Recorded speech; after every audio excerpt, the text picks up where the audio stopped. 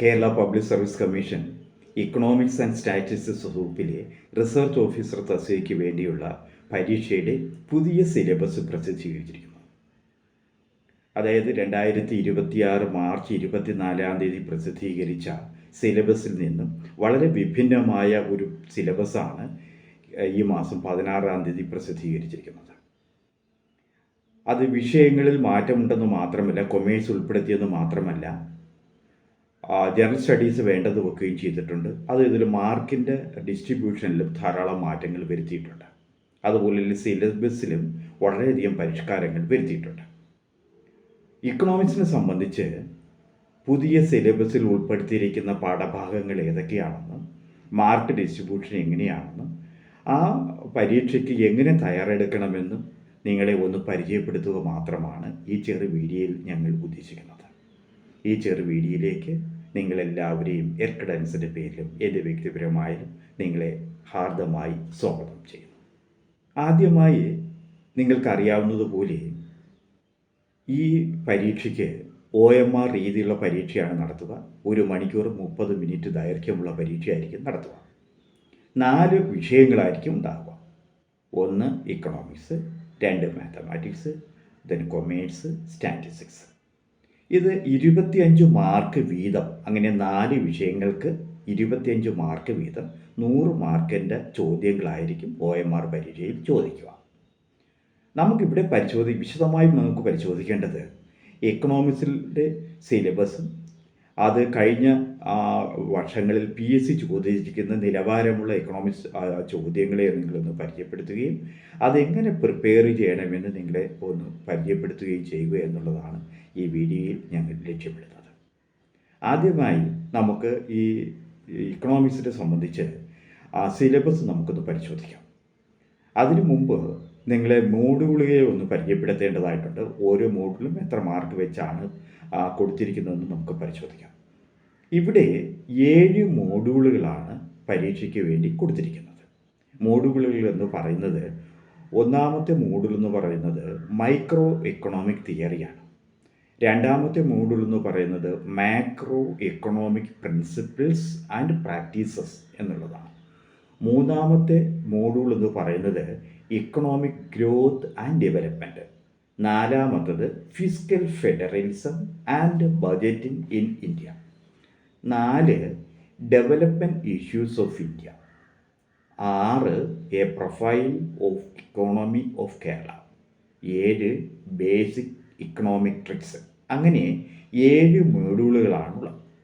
ഇതിൻ്റെ മാർക്ക് നമ്മൾ പരിശോധിക്കുകയാണെങ്കിൽ നമുക്ക് മൈക്രോ എക്കണോമിക് തിയറിക്കും മാക്രോ എക്കണോമിക് തിയറിക്കും economic growth and development fiscal ഫെഡറലിസത്തിനും 4 മാർക്ക് വീതമാണ് അലോട്ട് ചെയ്തിരിക്കുന്നത്. എന്നാൽ development issues of India, profile of economy of Kerala, basic economic tricks എന്ന് 3 മോഡുകൾക്ക് 3 മാർക്ക് വീതമാണ് ഡിസ്ട്രിബ്യൂട്ട് ചെയ്തിരിക്കുന്നത്. അപ്പോൾ അതിൻ്റെ അർത്ഥം എന്ന് പറയുന്നത് ആദ്യത്തെ 4 മോഡ്യൂളുകൾക്ക്, അതായത് micro, macro, economic growth and development, fiscal federalism എന്നീ വിഷയങ്ങൾക്കാണ് 4 മാർക്ക് വീതം കൂടുതൽ നമ്മൾ പ്രാധാന്യം കൊടുക്കേണ്ടത്. എന്നാൽ ഡെവലപ്മെൻറ്റ് ഇഷ്യൂസ് ഓഫ് ഇന്ത്യയും കേരളയും അതുപോലെ ഇക്കണോമിക് ട്രിക്സിന് 3 മാർക്ക് വീതമാണ് കൊടുത്തിരിക്കുന്നത്. അതുകൊണ്ട് നമ്മൾ പ്രാധാന്യത്തെക്കുറിച്ച് നമ്മൾ നോക്കുകയാണെങ്കിൽ കൂടുതൽ പ്രാധാന്യം നമ്മൾ ആദ്യത്തെ 4 വിഷയങ്ങൾക്ക് കൊടുക്കുന്നതായിരിക്കും കൂടുതൽ മാർക്ക് ലഭിക്കുന്നതിന് നമുക്ക് ഉചിതമായി തോന്നും. നമുക്ക് ഇനി നോക്കേണ്ടത് ഓരോ മോഡ്യൂളിലും എന്തൊക്കെയാണ് ചോദിക്കുന്നത്, ഇല്ലെങ്കിൽ എന്തൊക്കെയാണ് ഉൾപ്പെടുത്തിയിരിക്കുന്ന സിലബസ് എന്നാണ് നമുക്ക് പരിശോധിക്കേണ്ടത്. ഒന്നാമത്തെ മോഡ്യൂൾ എന്ന് പറയുന്നത് മൈക്രോ എക്കണോമിക് തിയറിയാണ്. ആ മൈക്രോ എക്കണോമിക് തിയറിയിൽ indifference curve, revealed preference approach consumer behaviour, consumer surplus, production function, Cobb Douglas production function, elasticity of substitution തുടങ്ങിയവ, അതുപോലെ തന്നെ cost, traditional modern cost theories, then price and output determination under various different markets, അതായത് imperfect competition തുടങ്ങിയവ, then basic concepts of welfare economics. ഇത്രയുമാണ്, അതായത് 6 sub ഡിവിഷൻസാണ് ആദ്യത്തെ മോഡ്യൂളിൽ ഉള്ളത്. ഇത് നമ്മളിതിൻ്റെ സിലബസ് നമ്മൾ പരിശോധിക്കുകയാണെങ്കിൽ ഇക്കണോമിക് തിയറികളെ പ്രധാനമായും നമ്മൾ രണ്ടായി തിരിക്കാറുണ്ട്. മൈക്രോ എക്കണോമിക് തിയറിയും മാക്രോ എക്കണോമിക് തിയറിയും. ഒരു വ്യക്തിയെ സംബന്ധിച്ച്, ഒരു ചെറിയ യൂണിറ്റിനെ കുറിച്ച്, ഒരു സമൂഹത്തെ സംബന്ധിച്ച്, ഒരു ചെറിയ വ്യവസായ യൂണിറ്റിനെ കുറിച്ചുള്ള പഠനമാണ് മൈക്രോ എക്കണോമിക് തിയറി എന്ന് പറയുന്നത്. അതാണ് ആദ്യത്തെ മോഡ്യൂളിൽ കൊടുത്തിരിക്കുന്നത്. മൈക്രോ എക്കണോമിക് തിയറിയുമായി ബന്ധപ്പെട്ട വിവിധ വിഷയങ്ങൾ. അതിലേറ്റവും പ്രധാനപ്പെട്ടതാണ് കൺസ്യൂമേഴ്സ് ബിഹേവിയർ എന്ന് പറയുന്നത്.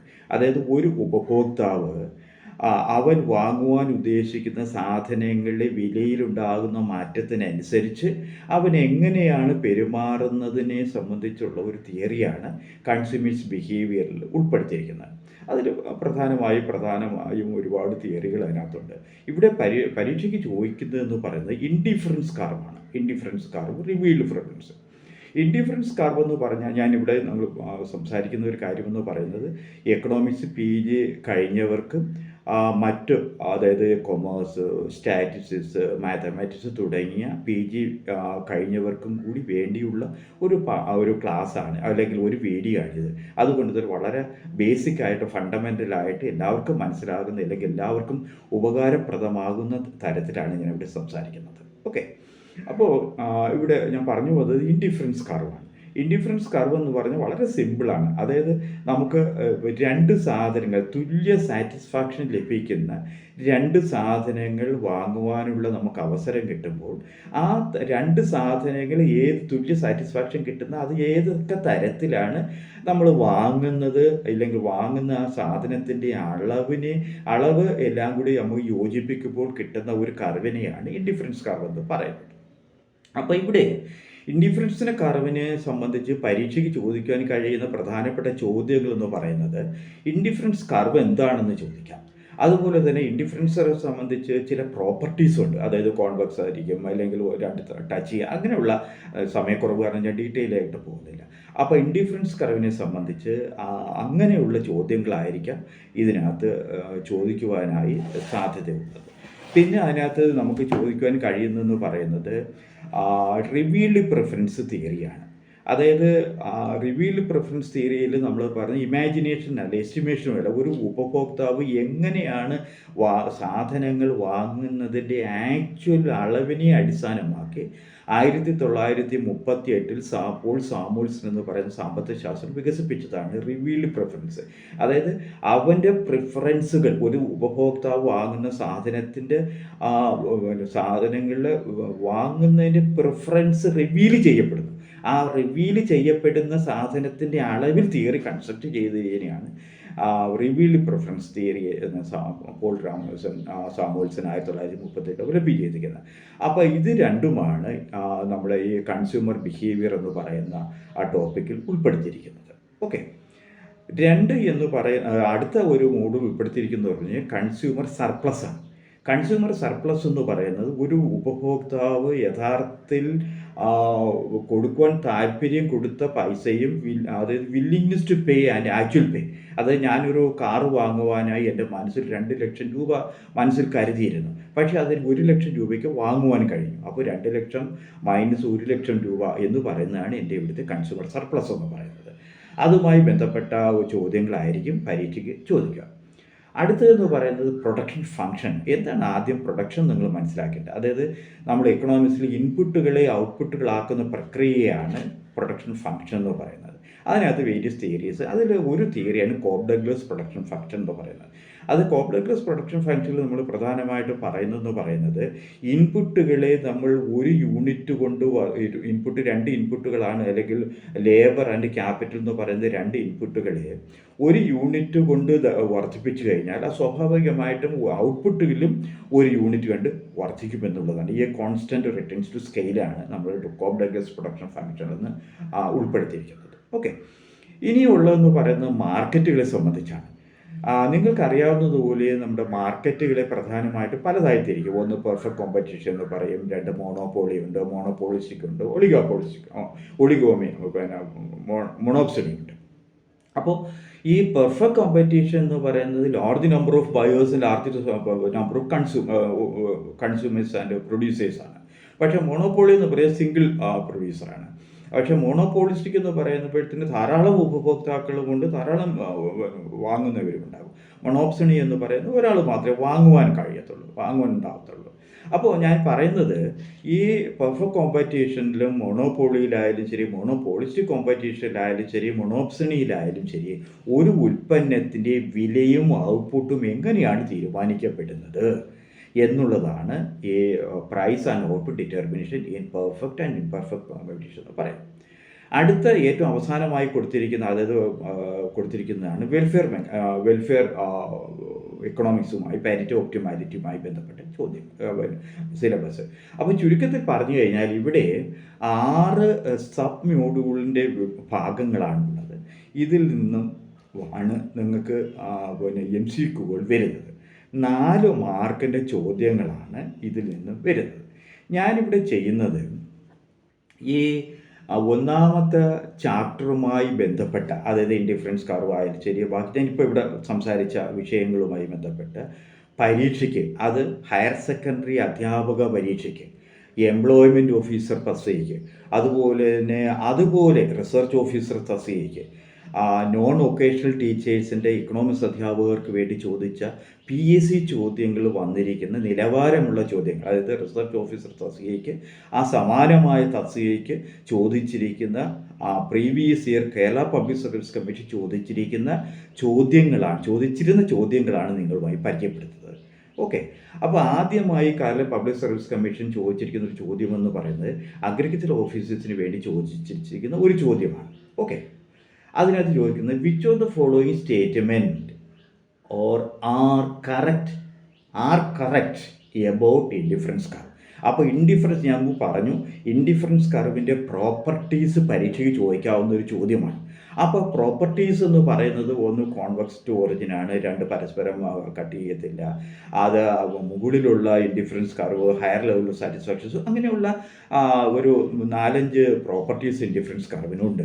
ആ ഇൻഡിഫറൻസ് കർവിൻ്റെ പ്രോപ്പർട്ടീസ് നമ്മൾ മനസ്സിലാക്കിക്കൊണ്ട് പഠിച്ചുകൊണ്ട് അതിൽ ഉൾപ്പെടാത്ത ഒരു കാര്യമാണ് ഇവിടെ ചോദിച്ചിരിക്കുന്നത്. അപ്പോൾ അതിനെ ചോദിക്കുന്നത് indifference slopes downward to right, indifference curve intersect each other. അപ്പോൾ ഞാൻ സമയക്കുറവ് കാരണം കൂടുതൽ വായിക്കുന്നില്ല. അപ്പോൾ ഇൻഡിഫറൻസ് കർവിൻ്റെ പ്രോപ്പർട്ടീസുമായി ബന്ധപ്പെട്ട ചോദ്യങ്ങളാണ് ഈ അഗ്രികൾച്ചർ ഓഫീസർ പരീക്ഷയ്ക്ക് ചോദിച്ചിരിക്കുന്നത്. 2024 കേരള പബ്ലിക് സർവീസിൽ ചോദിച്ചിരിക്കുന്ന ഒരു ചോദ്യമാണ്. അപ്പോൾ ഇതിനകത്ത് റൈറ്റ് ആൻസർ എന്ന് പറയുന്നത് Aയും Dയും മാത്രമാണ് കറക്റ്റ് എന്ന് പറയുന്നത്. അപ്പോൾ ബാക്കി ചോദ്യങ്ങൾ ഞാൻ ഇവിടെ ചെയ്തിട്ടുണ്ട്. അതിനകത്ത് ബാക്കി വിശദമായി നിങ്ങൾ നോക്കണം. ഇതിനകത്ത് പെട്ടെന്ന് ഞാൻ വായിച്ചു നോക്കാം. അത് ഇൻഡിഫറൻസ് കർവുകൾ ഒരിക്കലും 2 എണ്ണം ഇൻ്റർസെക്റ്റ് ചെയ്യത്തില്ല. അതുപോലെ തന്നെ നോട്ട് കോൺവെക്സ് എന്നാണ് ഇവിടെ പറഞ്ഞിരിക്കുന്നത്, യഥാർത്ഥത്തിൽ കോൺവെക്സ് ആണ്. അപ്പോൾ അതുകൊണ്ട് തന്നെ ഇവിടെ Bയും Cയുമാണ് തെറ്റെന്ന് പറയുന്നത്. അതുകൊണ്ട് ഇവിടെ റൈറ്റ് ആൻസർ എന്ന് പറയുന്നത് A ഓപ്ഷനും Dയും ഓപ്ഷനുകൾ മാത്രമാണ് ഇവിടെ റൈറ്റ് ആൻസർ എന്ന് പറയുന്നത്. അതുകൊണ്ട് ഇവിടെ കൊടുത്തിരിക്കുന്ന ഓപ്ഷനുകളിൽ D, അതായത് Aയും Dയും മാത്രമാണ് ഇവിടെ ശരിയായ ഉത്തരമെന്ന് പറയുന്നത്. ഇനി നമുക്ക് രണ്ടാമത്തെ, അതായത് ഓരോ മോഡലിലും ഞാൻ ചെയ്തിരിക്കുന്നതെന്ന് പറയുന്നത് 2 ചോദ്യങ്ങൾ വെച്ചാണ് ഞാനിവിടെ ചെയ്യുക. കാര്യം ഓക്കെ, നമുക്കിനി രണ്ടാമത്തെ ഞാൻ പലതരത്തിലുള്ള മാർക്കറ്റ് സ്ട്രക്ചറുകളെക്കുറിച്ച്, മോണോപോളിയെക്കുറിച്ച് അപ്പോൾ അതിനകത്ത് മോണോപോളിസ്റ്റുമായി ബന്ധപ്പെട്ട ഒരു ചോദ്യമാണ് ഹയർ സെക്കൻഡറി അധ്യാപക പരീക്ഷയ്ക്ക് ചോദിച്ചിരിക്കുന്നത്. ഓക്കെ. അപ്പോൾ മോണോപോളിസ്റ്റ് എന്ന് പറഞ്ഞാൽ നിങ്ങൾക്കറിയാം, ഒരു സാധനം ഉൽപ്പാദിപ്പിക്കുന്ന ഒരാൾ മാത്രമേ ഉള്ളൂ, വാങ്ങുന്നവർ ധാരാളം പേരുണ്ട്. അപ്പോൾ അതുകൊണ്ട് തന്നെ ആ മോണോപോളിസ്റ്റിന് അവൻ്റെ ഉൽപ്പന്നത്തിന് വില തീരുമാനിക്കാനുള്ള അവകാശമുണ്ട്, സ്വാതന്ത്ര്യമുണ്ട്, അവൻ ചെയ്യുകയും ചെയ്യും.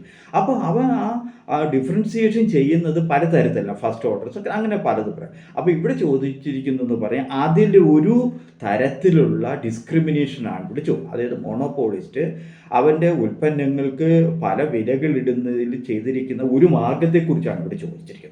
വായിച്ചു നോക്കാം. When a polist is able to sell each separate product of a product at a different price. അതായത് ഒരു ഉൽപ്പന്നം പല ഉപഭോക്താക്കൾക്ക് പല വിലകൾക്ക് കൊടുക്കുന്നു. അങ്ങനെയാണെങ്കിൽ അതിന് ഏത് തരത്തിലുള്ള ഡിസ്ക്രിമിനേഷനാണ് പറയുന്നതെന്നാണ് ഇവിടെ ചോദിച്ചിരിക്കുന്നത്. അത് ഫസ്റ്റ് ഡിഗ്രി ആണോ, സെക്കൻഡ് ഡിഗ്രി ആണോ, തേർഡ് ഡിഗ്രി ആണോ, അതെല്ലാം കൂടെ ആണെന്നാണ് ചോദിച്ചിരിക്കുന്നത്. ഇത് ഹയർ സെക്കൻഡറി അധ്യാപക പരീക്ഷയ്ക്ക് ചോദിച്ചാണ്. ഇവിടെ റൈറ്റ് ആൻസർ എന്ന് പറയുന്നത് ഫസ്റ്റ് ഡിഗ്രി ആണ് ഇവിടുത്തെ റൈറ്റ് ആൻസർ. ഞാനൊരു എക്സ്പ്ലനേഷൻ ഇവിടെ കൊടുത്തിട്ടുണ്ട്. ഓക്കെ, സമയക്കുറവാണ്, ഞാൻ അതിലേക്ക് നമുക്ക് ഇനി നോക്കേണ്ടത് സെക്കൻഡ് മോഡ്യൂളിലേക്ക് നമുക്ക് പോകേണ്ടതായിട്ടുണ്ട്. ഞാൻ മുമ്പ് പറഞ്ഞതുപോലെ മൈക്രോ എക്കണോമിയും മാക്രോ എക്കണോമിയും എന്ന് പറയുന്ന രണ്ട് വിഭാഗങ്ങളാണ് എക്കണോമിക്സിനുള്ളത്. മാക്രോ എക്കണോമിക് തിയറി എന്ന് പറയുന്നത് ഒരു രാജ്യത്തെ മൊത്തത്തോടെ, ഒരു വ്യവസായ സ്ഥാപനങ്ങളെ മൊത്തത്തോടെ, ഒരു സേവന മേഖലയെ മൊത്തത്തോടെ അപ്പോൾ കാണുന്ന ഇല്ലെങ്കിൽ കണ്ടുകൊണ്ട് നടത്തുന്ന എക്കണോമിക് മോഡലുകളെ ഇല്ലെങ്കിൽ ചിന്താഗതികളെ ഒക്കെയാണ്, ഇല്ലെങ്കിൽ ഒരു രാജ്യത്തിൻ്റെ എക്കണോമിക് ആക്ടിവിറ്റികളെ കുറിച്ച് പഠിക്കുന്നതിനെയാണ് മാക്രോ എക്കണോമിക് തിയറി എന്ന് പറയുന്നത്. അപ്പോൾ ഒരു രാജ്യത്തിൻ്റെ വിവിധ കാര്യങ്ങൾ, അതായത് രാജ്യത്തിൻ്റെ വരുമാനം നമ്മൾ കണക്കാക്കേണ്ടിയിരിക്കുന്നു. അതുപോലെ തന്നെ രാജ്യത്തെ പണപ്പെരുപ്പം നിയന്ത്രിക്കേണ്ടതായിരിക്കുന്നു, തൊഴിലില്ലായ്മയും നമുക്ക് പരിഹരിക്കേണ്ടതായിട്ടുണ്ട്. അപ്പോൾ അതുമായി ബന്ധപ്പെട്ട ഇഷ്യൂസാണ് മാക്രോ എക്കണോമിക് തിയറിയായ രണ്ടാമത്തെ മോഡിൽ ഉൾപ്പെടുത്തിയിരിക്കുന്നത്. നമുക്ക് എന്തൊക്കെയാണെന്ന് നോക്കാം. ഇവിടെയും ഞാൻ പറഞ്ഞതുപോലെ 4 മാർക്കിൻ്റെ ചോദ്യങ്ങളായിരിക്കും ഈ MCQയിൽ ഉണ്ടാവുക. അപ്പോൾ ഈ 4 മാർക്കിൻ്റെ ചോദ്യങ്ങളിൽ ഇവിടെയും 6 സബ് മോഡ്യൂൾസ് ആണുള്ളത്. ഏതൊക്കെയാണെന്ന് നോക്കാം. അതായത് basic concepts of national income accounting, അതുപോലെ methods of measuring national income, അതുപോലെ Indian statistical system, inflation, deflation, monetary and fiscal policies, balance of payment. ഇവിടെ നമ്മൾ നോക്കുകയാണെങ്കിൽ ഒരു രാജ്യത്തിൻ്റെ വരുമാനം അളക്കുന്നത് എങ്ങനെ, അതായത് ഒരു രാജ്യത്തിൻ്റെ വരുമാനം അളക്കുന്നത് നമ്മൾ പ്രധാനമായും പല കോൺസെപ്റ്റ്സിലും ഉപയോഗിക്കും. GDP, gross domestic product, NNP, net national product, per capita income, അങ്ങനെ പലതിനും പല പർപ്പസുകളാണുള്ളത്. ഓക്കെ, അപ്പോൾ അത് ഫാക്ടർ കോസ്റ്റിൽ നമ്മൾ ചെയ്യും, അതുപോലെ കറണ്ട് പ്രൈസസിൽ ചെയ്യും, കോൺസ്റ്റൻറ്റ് പ്രൈസിൽ ചെയ്യും. അങ്ങനെ പല തരത്തിലുള്ള നാഷണൽ ഇൻകം അക്കൗണ്ടിങ്ങിന് നമ്മളിന്ന് ഉപയോഗിക്കുന്ന അന്താരാഷ്ട്ര അക്സെപ്റ്റ് ചെയ്തിട്ടുള്ള ഫോർമുലകളാണ് നമ്മൾ ഉപയോഗിക്കുന്നത്. അത്തരത്തിലുള്ള ഫോർമുലകളെ സംബന്ധിച്ചുള്ള ചോദ്യമാണ് ആദ്യത്തെ സബ് ഡിവിഷനിലുള്ളത്.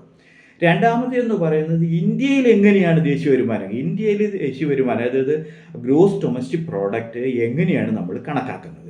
പ്രധാനമായും നമ്മൾ 3 രീതി നമ്മൾ അവലംബിക്കാറുണ്ട്. ഒന്ന് പ്രോഡക്റ്റ് മെത്തേഡ് ഉപയോഗിച്ച് കണക്കാക്കാറുണ്ട്, ഇൻകം മെത്തേഡ് ഉപയോഗിച്ച് കണക്കാക്കാറുണ്ട്, എക്സ്പെൻഡിച്ചർ മെത്തേഡ് ഉപയോഗിച്ച് കണക്കാക്കാറുണ്ട്. GDP ആയാലും ശരി, NNP ആയാലും ശരി. ഓക്കെ, അപ്പോൾ ആ 3 രീതിയിലും എങ്ങനെയാണ് ഇന്ത്യയിലെ ദേശീയ വരുമാനം കണക്കാക്കുന്നത് എന്നുള്ളതാണ് ചോദ്യം.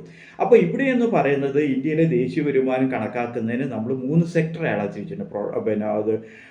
ആ 3 സെക്ടറുകളെയും ഏതൊക്കെ സെക്ടറുകളിലാണ് ഇൻകം മെത്തേഡ് ഉപയോഗിച്ച് കണക്കാക്കുന്നത്, ഏതൊക്കെ സെക്ടറുകളാണ് എക്സ്പെൻഡിച്ചർ മെത്തേഡ്, ഏത് രീതിയിൽ പ്രോഡക്റ്റ് മെത്തേഡ് ഉപയോഗിച്ച് കണക്കാക്കുന്നത്, അങ്ങനെയുള്ള ഒരു സംവിധാനത്തെക്കുറിച്ചാണ് ഇവിടെ ചോദിച്ചിരിക്കുന്നത്.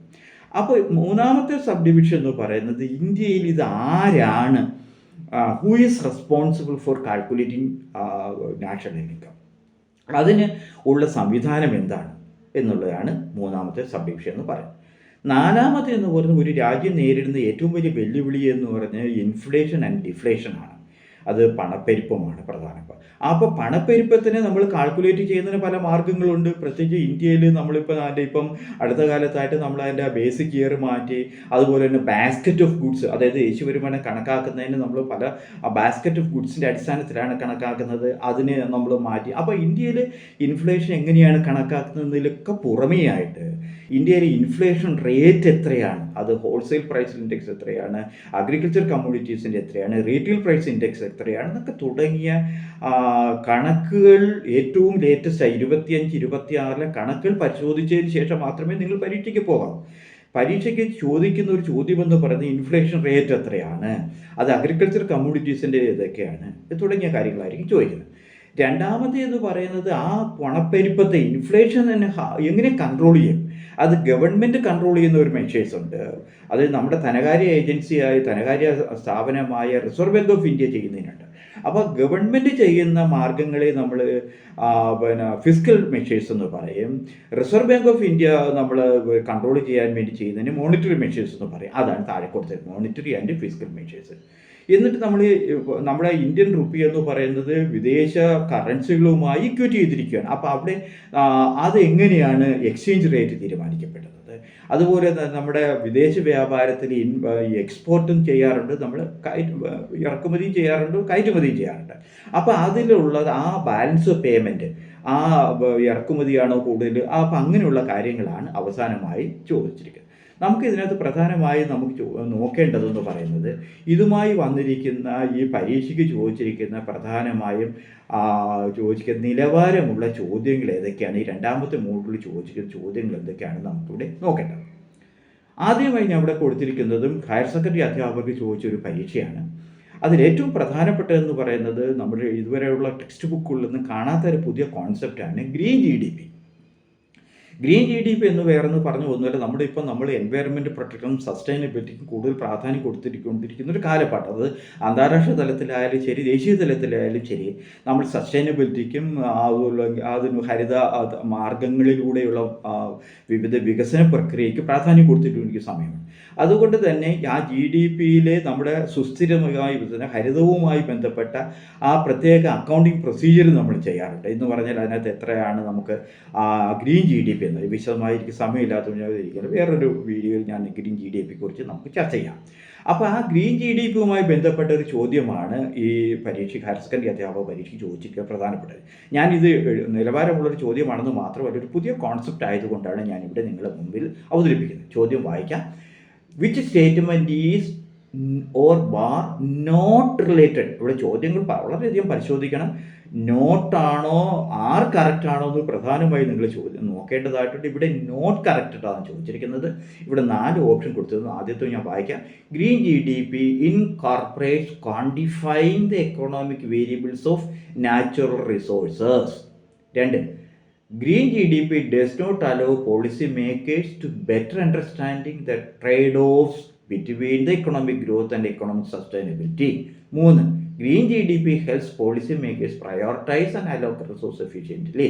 Then Green GDP highlights the depletion of natural resources. ഇപ്പോൾ ഇവിടെ ശരിയായ ഉത്തരം എന്ന് പറയുന്നത് അതിൽ ഇതിനകത്ത് ശരിയായ കാര്യമല്ല അല്ലാത്തത് എന്താണെന്നാണ് ചോദിച്ചിരിക്കുന്നത്. ഇപ്പോൾ രണ്ടാമത്തെ അതായത് green GDP does not allow policy makers, അതായത് പോളിസി മേക്കേഴ്സിന് ഇത് യാതൊരു തരത്തിലുള്ള സഹായവും ചെയ്യത്തില്ല എന്നുള്ളതാണ് ഇവിടെ കൊടുത്തിരിക്കുന്നത്. That is absolutely wrong. അത് പോളിസി മേക്കേഴ്സിന് സസ്റ്റൈനബിലിറ്റി ഡെവലപ്പ് ചെയ്യുന്നതിന് വേണ്ടി സഹായിക്കുന്ന ഒരു മെത്തേഡാണ്, അല്ലെങ്കിൽ അതിനു വേണ്ടിയാണ് ഗ്രീൻ GDP നമ്മൾ കാൽക്കുലേറ്റ് ചെയ്യുന്നത്. അപ്പോൾ അതുകൊണ്ട് തന്നെ ഇവിടെ ആ രണ്ടാമത്തെ ഓപ്ഷൻ ഒഴികെയുള്ള ഉത്തരമാണ് ഇവിടെ ശരിയായ ഉത്തരമെന്ന് പറയും. രണ്ടാമത് നമുക്ക് ഉപയോഗിക്കുന്നത് ഞാൻ പറഞ്ഞു, ഇൻഫ്ലേഷനെ കൺട്രോൾ ചെയ്യാൻ 2 മെത്തേഡുകളുണ്ട്. 1 മോണിറ്ററി, 2 ഫിസ്ക്കൽ പോളിസിയാണ്. അതിനകത്ത് ഗവൺമെൻറ് അത് കേന്ദ്ര ഗവൺമെൻറ് ചെയ്യുന്നതാണ്. എന്താണ് ചെയ്തിരിക്കുന്നത് ദാറ്റ് അവിടെ ഞാൻ കൊടുത്തിട്ടുണ്ട്. ദാറ്റ് ഈസ് ഏതാണ് ഉത്തരം കൊടുത്തിട്ടുണ്ട്? Description fiscal policy, description monetary policy, automatic stabilisers, none of this. A is a right answer. Discretionary fiscal policy എന്നുള്ളതാണ് ഇവിടുത്തെ ഉത്തരമെന്ന് പറയും. നമുക്ക് മൂന്നാമത്തെ മോഡ്യൂളിലേക്ക് പോകാം. മൂന്നാമത്തെ മോഡ്യൂൾ എന്ന് പറയുന്നത്, ഞാൻ കുറച്ച് സമയക്കുറവ് കാരണം ഞാൻ വളരെ വേഗത്തിൽ പോവുകയാണ്. മൂന്നാമത്തെ മോഡ്യൂൾ എന്ന് പറഞ്ഞാൽ ഇക്കണോമിക് ഗ്രോത്ത് ആൻഡ് ഡെവലപ്മെൻറ്റുമായി ബന്ധപ്പെട്ട ചോദ്യങ്ങളായിരിക്കും മൂന്നാമത്തെ മോഡ്യൂൾ ചോദിച്ചിരിക്കുന്നത്. ഇവിടെയും നമുക്ക് 4 മാർക്കിൻ്റെ ചോദ്യങ്ങളാണ് ഉള്ളത്. ഇവിടെ പ്രധാനമായിട്ടും ഉള്ളതെന്ന് പറയുന്നത് എക്കണോമിക് ഗ്രോത്തും ഡെവലപ്മെൻറ്റും തമ്മിലുള്ള വ്യത്യാസങ്ങൾ എന്തൊക്കെയാണെന്ന്, നമ്മൾ ആ ഗ്രോത്തിനെയും ഇന്ത്യയിലെയും അല്ലെങ്കിൽ നമുക്ക് അളവുകോലുകൾ, അതായത് നമ്മൾ പലതരത്തിലുള്ള അളവുകോലാണ് എടുക്കുന്നത്. ഹ്യൂമൻ ഡെവലപ്മെൻറ്റ് ഇൻഡെക്സ് ചെയ്യുന്നത്, ഹ്യൂമൻ പോവർട്ടി ഇൻഡെക്സ് നമ്മൾ ചെയ്യുന്നത്, ഫിസിക്കൽ ക്വാളിറ്റി ഓഫ് ലൈഫ് ചെയ്യാറുണ്ട്. അതുപോലെ തന്നെ ഈ പോവർട്ടി, ഒരു രാജ്യം നേരിടുന്ന ഏറ്റവും വലിയ വെല്ലുവിളിയാണ് പോവർട്ടി. ആ പോവർട്ടിയെ എങ്ങനെ നമുക്ക് മെഷർ ചെയ്യാമെന്നുള്ളതിനെ സംബന്ധിച്ചുള്ള ചോദ്യങ്ങളായിരിക്കും മൂന്നാമത്തെ കോമ്പണൻറ്റിലുള്ളത്. അടുത്തതെന്ന് പറയുന്നത് സെൻറ്റ് കേപ്പബിലിറ്റി തിയറമാണ്. ഹർഡോമർ മോഡൽ എക്കണോമിക്സിനെ സംബന്ധിച്ച് വളരെ പുരാതനമെന്ന് പറയുന്ന വളരെ പഴയ ഒരു തിയറിയാണ് ഹർഡോമർ മോഡൽ എന്ന് പറയുന്നത്. രണ്ടാമത്തൊന്ന് മഹലനോബിസ് മോഡൽ, കേരള പ്ലാനിംഗ് സംവിധാനത്തിൽ ഏറ്റവും കൂടുതൽ ഉപയോഗിക്കപ്പെട്ട ഒരു മോഡലാണ് മഹലനോബിസ് മോഡൽ എന്ന് പറയുന്നത്. അതുപോലെ തന്നെ വികസനത്തിന് ഏറ്റവും കൂടുതൽ സഹായമായ 2 തിയറികളാണ് ബിഗ് പുഷ് തിയറി എന്ന് പറഞ്ഞു, ബാലൻസ്ഡും അൺബാലൻസ്ഡ് ഗോൾസ് സ്ട്രാറ്റജി എന്ന്. അപ്പോൾ ഇതുമായി ബന്ധപ്പെട്ട ചോദ്യങ്ങളാണ്, അതായത് മൂന്നാമത്തെ മോഡ്യൂളുമായി ബന്ധപ്പെട്ട ചോദ്യങ്ങളാണ് നമുക്കിനി പരിശോധിക്കേണ്ടത്. മൂന്നാമത്തെ ഇതിൽ ചോദ്യങ്ങളെന്ന് പറയുന്നത് economic development with unlimited supplies of labour argues. അപ്പോൾ അതിനകത്ത് എക്കണോമിക് ഡെവലപ്മെൻറ്റ് അൺലിമിറ്റഡ് സപ്ലൈ, അതിനകത്ത് 4 ഓപ്ഷൻ കൊടുത്തിട്ടുണ്ട്. അതായത് promotion of DPE and SOP in the economic of excess labour, improvement of agriculture. അപ്പോൾ ഇതിനകത്ത് പ്രധാനമായിട്ട് നമ്മൾ മനസ്സിലാക്കേണ്ടത് പറയുന്നത് 4ാമത്തതാണ് റൈറ്റ് ആൻസർ. അതായത് shifting of labour with zero marginal productivity from the agriculture to industry. അതാണ് അൺലിമിറ്റഡ് ആയിട്ടുള്ള ലേബറിനെ അബ്സോർവ് ചെയ്യുന്നതിനുള്ള ഒരു തിയറിയാണ് ഇതിനകത്ത് ചോദ്യമായി കൊടുത്തിരിക്കുന്നത്. So right answer is D. ഞാൻ വിശദമായിട്ട് കൊടുത്തിട്ട് സമയക്കുറവ് കാരണം ഞാൻ കൂടുതൽ വിശദമാക്കുന്നില്ല. ആ 3ാമത്തതുമായി അടുത്ത ഒരു ചോദ്യം എന്ന് പറയുന്നത് ഈ ഹ്യൂമൻ ഡെവലപ്മെൻറ്റ് ഇൻഡെക്സുമായി ബന്ധപ്പെട്ട ഒരു ചോദ്യമാണ്. അത് ഹയർ സെക്കൻഡറി അധ്യാപക പരീക്ഷയ്ക്ക് ചോദിച്ചതാണ്.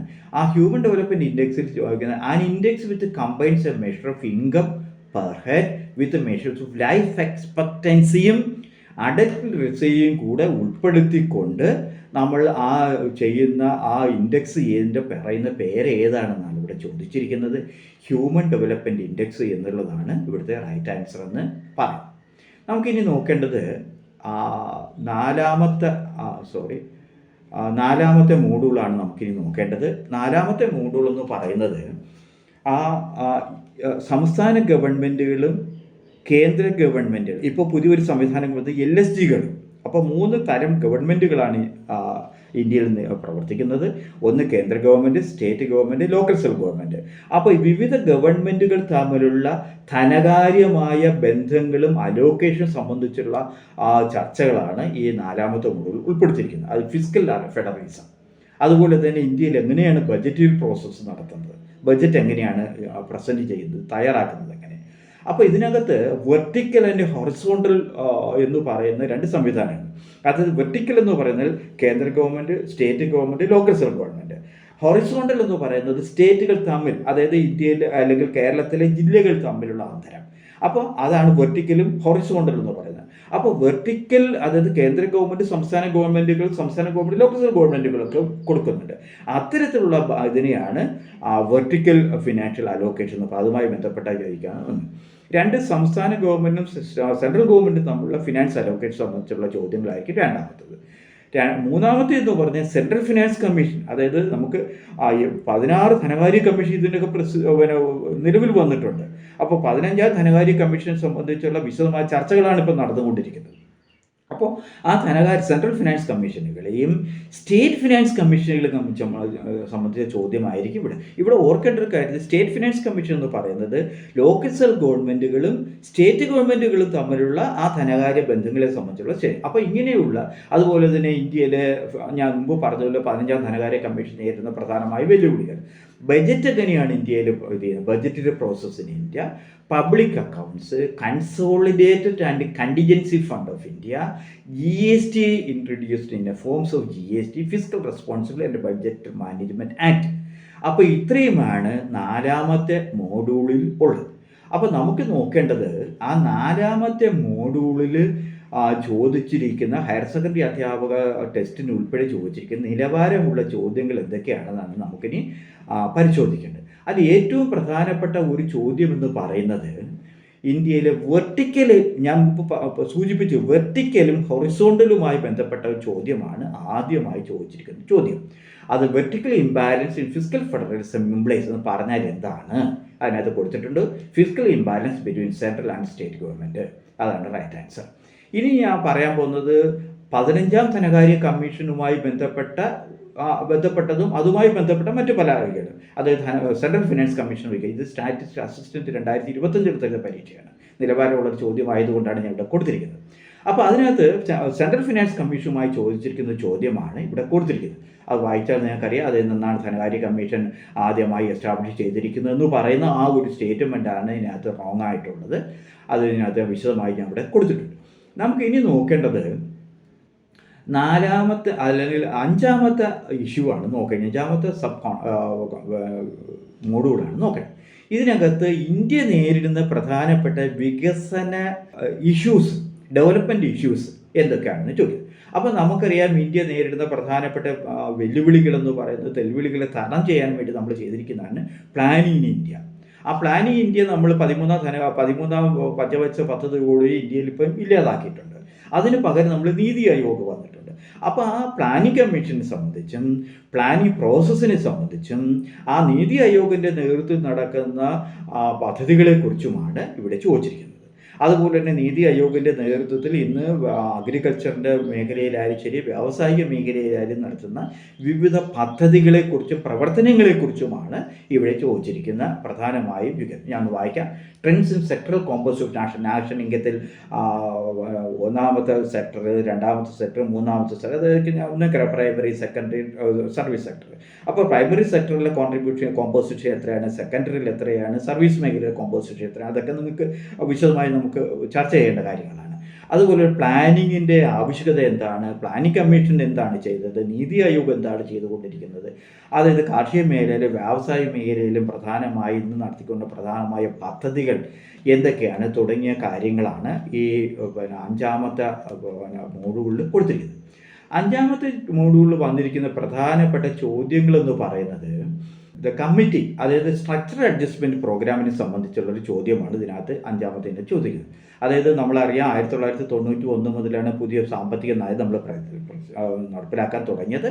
ആ സാമ്പത്തിക സ്ട്രക്ചർ അഡ്ജസ്റ്റ്മെൻറ്റ് പ്രോഗ്രാമിൽ എന്തൊക്കെയാണ് ചെയ്തത്, അത് ധനകാര്യ മേഖലയിൽ നമ്മൾ ചെയ്തു, അതായത് പബ്ലിക് സെക്ടർ എൻ്റർപ്രൈസസിൽ നമ്മൾ ധാരാളം പരിഷ്കാരങ്ങൾ ചെയ്തു, മണി വാല്യൂവിൽ. അപ്പോൾ ഞാൻ വിശദമായ ചർച്ചകളിലേക്ക് ഒന്ന് പോലും. അപ്പോൾ ധനകാര്യ മേഖലയുമായി ബന്ധപ്പെട്ട ഒരു കമ്മിറ്റിയുടെ പേര് ചോദിച്ചു. Committee which appointed in 1991 to examine the structure, organization, function, procedure, financial institution. ആ ഫിനാൻഷ്യൽ ഇൻസ്റ്റിറ്റ്യൂഷൻ്റെ പരിഷ്കരണവുമായി ബന്ധപ്പെട്ട് ഇന്ത്യയിൽ അപ്പോയിൻറ്റ് ചെയ്തിരിക്കുന്ന കമ്മിറ്റിയുടെ പേരാണ് ഇവിടെ ചോദിച്ചിരിക്കുന്നത്. അതുപോലെ തന്നെ മറ്റൊരു ചോദ്യം എന്ന് പറയുന്നത് മോണോപോളി ഇല്ലാതാക്കാൻ വേണ്ടി ഇന്ത്യയിൽ ചെയ്തിരിക്കുന്ന മാർഗം എന്താണ്. അതായത് മോണോപോളിയെ നമുക്ക് ഇല്ലായ്മ ചെയ്തെങ്കിൽ മാത്രമേ അത് കൺസ്യൂമേഴ്സിന് ഉപകാരമായതും കോമ്പറ്റീഷൻ വർദ്ധിക്കത്തുള്ളൂ. അപ്പോൾ ഇന്ത്യയിൽ ചെയ്തിരിക്കുന്ന ഈ മോണോപോളിയെ ഇല്ലാതാക്കാൻ വേണ്ടി ചെയ്തിരിക്കുന്ന മെക്കാനിസം എന്താണെന്നുള്ളത് കൂടെയാണ് അതിനകത്ത് ചോദിച്ചിരിക്കുന്ന ഒരു നിലവാരമുള്ള ഒരു ചോദ്യമായി ഞാൻ കണ്ടത്. ഇനി നമുക്ക് നോക്കേണ്ടത് അടുത്ത മോഡ്യൂൾ എന്ന് പറയുന്നത് നമുക്ക് കേരള എക്കോണമിയുമായി ബന്ധപ്പെട്ട കാര്യങ്ങളാണ്. കേരള ഇക്കോണമി മോഡൽ അതായത് കേരള മോഡൽ ഓഫ് ഡെവലപ്മെൻറ്റിനെ സംബന്ധിച്ച് നിങ്ങൾ വിശദമായി പഠിച്ചിട്ട് മാത്രമേ പോകാം. അപ്പോൾ അതിനകത്ത് കേരള മോഡൽ എന്ന് പറഞ്ഞാൽ എന്തൊക്കെയാണ്, കേരള ഡെവലപ്മെൻറ്റ് എക്സ്പീരിയൻസ്, അതിനാണ് കേരള മോഡൽ കൊണ്ട് ഉദ്ദേശിക്കുന്നത്. അതുപോലെ തന്നെ നമുക്ക് പറഞ്ഞതുപോലെ primary sector, secondary sector, service സെക്ടറിലെയും ആ സെക്ടറൽ കോമ്പോസിഷൻ, അതായത് ഇതിനകത്ത് പ്രാഥമിക മേഖലയുടെ കോമ്പോസിഷൻ എത്രയുണ്ട്, സെക്കൻഡറിയിലെ കോമ്പോസിഷൻ എത്രയുണ്ട്, അതായത് സേവന മേഖല കോമ്പോസിഷൻ നമുക്ക് കൂടുതൽ, പ്രൈമറി മേഖലയുടെ സെക്ടർ വെറും 16-17% താഴെ ഉള്ളൂ. അത് അങ്ങനെയുള്ള കാര്യങ്ങളാണ് ചോദിക്കുന്നത്. വളരെ പ്രധാനപ്പെട്ട ഒരു ചോദ്യം എന്ന് പറയുന്നത് കേരള എക്കോണമിയുടെ വിവിധ തരത്തിലുള്ള സെക്ടറൽ കോമ്പോസിഷൻ ആയാലും ശരി, ഓരോ മേഖലയുടെയും വികസനവുമായി ബന്ധപ്പെട്ട ഗ്രോത്ത് റേറ്റ് ആയാലും ശരി, പരീക്ഷയ്ക്ക് 2025-26 കണക്കുകൾ പരിശോധിച്ചിട്ട് മാത്രമേ നിങ്ങൾ പോകാവൂ. അതിനുവേണ്ടി 2024-25 എക്കണോമിക് റിവ്യൂ നിങ്ങൾ കൃത്യമായും വളരെ വിശദമായി പഠിച്ചിട്ട് മാത്രമേ നിങ്ങൾ പോകാവൂ. അതുമായി ബന്ധപ്പെട്ട ചോദ്യങ്ങളായിരിക്കും ഈ മോഡ്യൂൾ നമ്പർ 6 ഉൾപ്പെടുത്തിയിരിക്കുന്നത്. നമുക്കൊന്ന് പരിശോധിക്കാം. Kerala development experience, trends in sectoral composition, remittance അത് വിദേശത്തു നിന്നുള്ള വിദേശ നാണ്യം നമുക്ക് എത്രത്തോളം കിട്ടുന്നത്, വികേന്ദ്രീകൃത ആസൂത്രണം, ധാരാളം പരീക്ഷയ്ക്ക് ചോദിച്ചിട്ടൊരു ചോദ്യമാണ് വികേന്ദ്രീകൃത ആസൂത്രണം. അതായത് നമ്മൾ 9ാം പഞ്ചവത്സര പദ്ധതി മുതൽ കേരളത്തിൽ നടപ്പിലാക്കിക്കൊണ്ടിരിക്കുന്ന ജനകീയ ആസൂത്രണം, നമ്മൾ ഡീസെൻട്രലൈസേഷൻ നമ്മൾ പറയുന്ന പേരാണ് ജനകീയ ആസൂത്രണം. അപ്പോൾ 9ാം പഞ്ചവത്സര പദ്ധതി മുതൽ നടപ്പിലാക്കുന്ന വികേന്ദ്രീകൃത ആസൂത്രണം, ഇപ്പോൾ ആ വികേന്ദ്രീകൃത ആസൂത്രണത്തിൻ്റെ ഇപ്പോഴത്തെ സ്ഥിതി എന്താണ്, അതുപോലെ റെലവൻസ് കിഫ്ബിയെ സംബന്ധിച്ച് ഒരുപാട് പരീക്ഷയ്ക്ക് ചോദിച്ചിട്ടുണ്ട്. കിഫ്ബി അതുപോലെ MSME ചെറുകിട വ്യാവസായിക മേഖലയുടെ പ്രസക്തിയും അതിൻ്റെ കോൺട്രിബ്യൂഷനും, അതുപോലെ തന്നെ ഗ്രോവിംഗ് കെയർ എക്കോണമി, അതായത് ഗ്രോവിംഗ് കെയർ എന്ന് പറയുന്നത് നമ്മുടെ വയോജനങ്ങളുടെ എണ്ണം കൂടി വരികയാണ്, അവരെ ഏത് തരത്തിലുള്ളതാണ് നമ്മൾ കെയർ കൊടുക്കുന്നതുമായി ബന്ധപ്പെട്ട ചോദ്യങ്ങളായിരിക്കും നമുക്ക് 6ാമത്തെ മോഡ്യൂളിൽ കൊടുത്തിരിക്കുന്നത്. 6ാമത്തെ മോഡ്യൂളിനെ സംബന്ധിച്ച് കേരളവുമായി ബന്ധപ്പെട്ട ചോദ്യങ്ങളാണ് എപ്പോഴും സെറ്റ് ചെയ്തുകൊണ്ടിരിക്കുന്നത്. 6ാമത്തെ മോഡ്യൂളിൽ നമുക്ക് പരിശോധിക്കുകയാണെങ്കിൽ അതിനകത്ത് ചോദിച്ചിരിക്കുന്ന ചോദ്യങ്ങളെന്ന് പറയുന്നത് according to the latest survey of migration, 2011 migration. അപ്പോൾ അതാണ് ഇവിടെ പരീക്ഷയ്ക്ക് ചോദിച്ചിരിക്കുന്നത്. ഇത് ഹയർ സെക്കൻഡറി അധ്യാപക നിയമനത്തിൽ ചോദിച്ചിരിക്കുന്നത് പരീക്ഷയിൽ ചോദിച്ചിരിക്കുകയാണ്. പക്ഷേ ഇപ്പോൾ പുതിയ സർവേകൾ വന്നിട്ടുണ്ട്. അപ്പോൾ അതിന് ഓരോ എഡിഷൻ സെൻറ്റർ ഫോർ ഡെവലപ്മെൻറ്റ് സ്റ്റഡീസാണ് മൈഗ്രേഷൻ സർവേ നടത്തുന്നത്. അതിലുപരിയായിട്ട് കേരള പ്ലാനിംഗ് ബോർഡിൻ്റെ നേതൃത്വത്തിൽ ഗുജറാത്തി ഇൻസ്റ്റിറ്റ്യൂട്ടിനെ കൂട്ടി ഒരു സർവേ നടത്തിയിരുന്നു, മൈഗ്രേഷൻ സർവേ. അപ്പോൾ ഗുജറാത്തി ഇൻസ്റ്റിറ്റ്യൂട്ടിൻ്റെ നേതൃത്വത്തിൽ നടത്തിയ 2021, എൻ്റെ ഓർമ്മ ശരിയാണ്, 2021 സർവേ നടത്തിയത്. അപ്പോൾ 2021 നടത്തിയ റിപ്പോർട്ട് നെറ്റിൽ അവൈലബിൾ ആണ്. ഒന്നിൽ ഗുജറാത്തി ഇൻസ്റ്റിറ്റ്യൂട്ടിൻ്റെ അവൈലബിലിറ്റി, എൻ്റെ ഓർമ്മ ശരിയാണെങ്കിൽ 25 ലക്ഷത്തിലധികം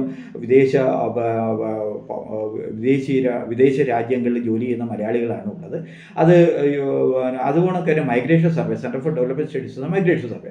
അപ്പോൾ ലേറ്റസ്റ്റ് സർവേ അനുസരിച്ച് എത്രത്തോളം ലക്ഷം പേരാണ് വിദേശത്ത് ജോലി നോക്കുന്നതെന്നുള്ള കണക്കുകൾ നിങ്ങൾ പരിശോധിച്ചിട്ട് വേണം പോകാൻ. അതുമായി ബന്ധപ്പെട്ട ചോദ്യമാണ് ഇവിടെ കൊടുത്തിരിക്കുന്നത്. അത് 2011 സർവേ അനുസരിച്ച് എത്ര ശതമാനം പേരാണ്? എൻ്റെ റൈറ്റ് ആൻസറിന് 22.8% പേരാണ്.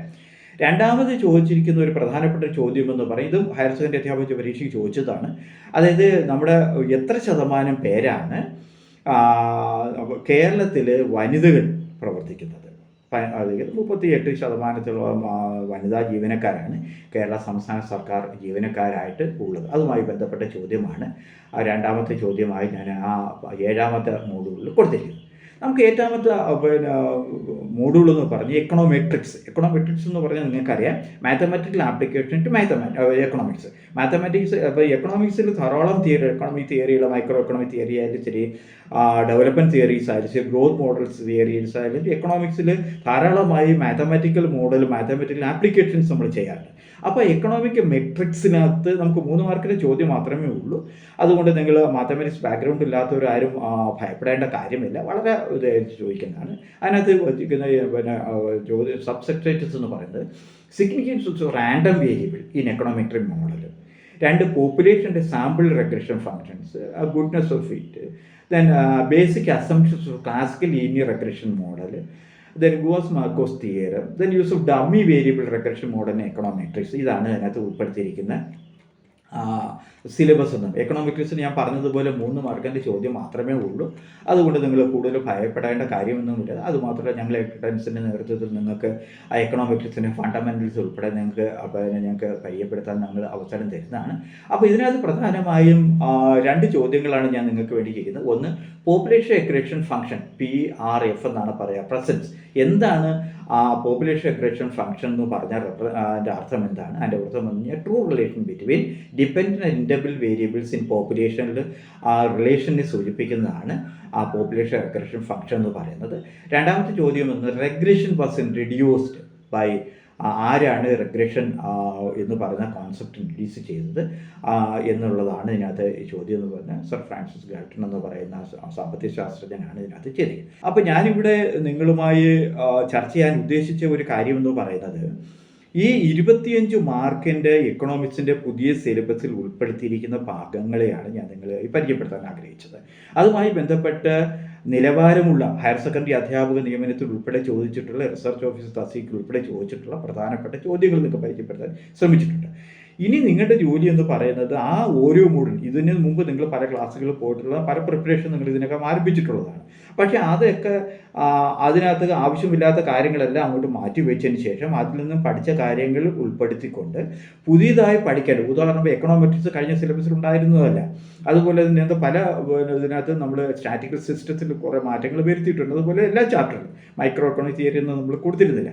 അപ്പോൾ എല്ലാ ചാപ്റ്ററുകളെയും ഈ പുതിയ സിലബസിൻ്റെ, അതായത് ഈ ഏപ്രിൽ മാസം പ്രസിദ്ധീകരിച്ച പുതിയ സിലബസ് അടിസ്ഥാനമാക്കി പുതിയ ഒരു എന്താ പറയുക, ഒരു പരിശീലനത്തിൽ നിങ്ങൾ പങ്കെടുത്തുകൊണ്ട് ആ പുതിയ സിലബസ് അനുസരിച്ച് അതിൽ വരുന്ന MCQകളെ പരിശോധിച്ചുകൊണ്ട് കഴിഞ്ഞ പരീക്ഷയ്ക്കൊക്കെ ചോദിച്ചിട്ടുള്ള പ്രധാനപ്പെട്ട ചോദ്യങ്ങൾ നമ്മൾ പരിശോധിച്ചുകൊണ്ട് ഒരു നല്ല ഒരു പരിശീലനം നിങ്ങൾ ചെയ്യുകയാണെങ്കിൽ 25 മാർക്കിൽ നിങ്ങൾക്ക് 25 മാർക്ക് വാങ്ങുവാൻ കഴിയുന്ന ഒരു സാഹചര്യമാണ് നിലവിലുള്ളത്. ഇതുപോലെയാണ് നിങ്ങൾക്ക് നല്ല ഒരു ഉന്നതമായ ഒരു സ്കോറ് ഈ റിസർച്ച് ഓഫീസർ പരീക്ഷയ്ക്ക് നിങ്ങൾക്ക് നേടുവാൻ കഴിയും. അപ്പോൾ എക്കണോമിക്സുമായി ഏകദേശം ഞാൻ ടോപ്പിക്കുകൾ പരിശോധിച്ചിട്ടെന്ന് ഞാൻ വിശ്വസിക്കുന്നു. നിങ്ങൾക്ക് ഈ സിലബസിൽ നിന്നുകൊണ്ട് ഞാൻ ഈ ചോദ്യങ്ങൾ കൂടുതൽ പബ്ലിക് സർവീസ് കമ്മീഷൻ്റെ സൈറ്റുകളിൽ പോയിട്ട് പഴയ ചോദ്യങ്ങൾ പഠിക്കുന്നതിലായാലും ശരി, എക്കണോമിക് റിവ്യൂ ആയാലും ശരി, എക്കണോമിക് സർവേ ആയാലും ശരി, അതുപോലെ എക്കണോമിക് കൗഷാൻഡിസ് പോലുള്ള മൈക്രോ എക്കണോമിക്സിനെ സംബന്ധിച്ച പുസ്തകങ്ങൾ വായിക്കുന്നതിലായാലും ശരി, സ്റ്റാറ്റിസ്റ്റിക്സിനെ സംബന്ധിച്ചായാലും ചില പുതിയ പുസ്തകങ്ങൾ പഠിച്ചുകൊണ്ട് പുതിയ പുതിയ മാറ്റങ്ങൾ ഉൾക്കൊണ്ടുകൊണ്ടുള്ള ഒരു പരീക്ഷാ പരിശീലന രീതിയായിരിക്കും നിങ്ങൾക്കുണ്ടാകേണ്ടത് എന്ന് മാത്രം പറഞ്ഞുകൊണ്ട് കേട്ടുകൊണ്ട് നിങ്ങൾക്ക് എല്ലാവർക്കും എർക്കഡക്സിൻ്റെ പേരിലും എൻ്റെ വ്യക്തിപരമായാലും നന്ദി പറഞ്ഞുകൊള്ളുന്നു. അതോടൊപ്പം നിങ്ങൾക്ക് എല്ലാവിധ വിജയാശംസകളും നേരുകയും ചെയ്യുന്നു. നമസ്കാരം.